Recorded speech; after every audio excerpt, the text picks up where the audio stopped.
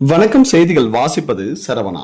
பேர்ணம்பட்டில் நடைபெற்ற மாடு விடும் திருவிழாவில் கலந்து கொண்ட இளைஞர் மாடு முட்டி பலி. பேர்ணம்பட்டு போலீசார் விசாரணை.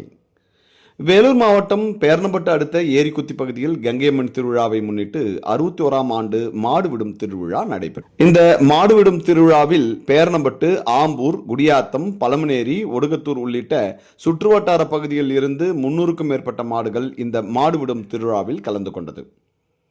இந்த மாடுவிடும் திருவிழாவில் வெற்றி பெற்ற 70க்கும் மேற்பட்ட காளைகளுக்கு பரிசுகள் அறிவிக்கப்பட்டிருந்த நிலையில் எதிர்பாராத விதமாக மாடுவிடும் திருவிழாவில் கலந்து கொண்ட பேர்ணம்பட்டு கள்ளச்சேரி பகுதியை சேர்ந்த 34 வயதுடைய அருண்குமார் என்ற இளைஞர் மாடு முட்டியதில் படுகாயம் அடைந்தார்.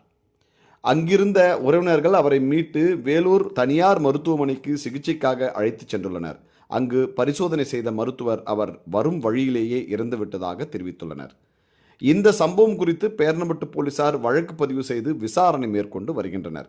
மாடு விடும் திருவிழா பார்க்க சென்ற இளைஞர் மாடு முட்டி உயிரிழந்த சம்பவம் அந்த கிராம பகுதியில் பெரும் பரபரப்பை ஏற்படுத்தியுள்ளது.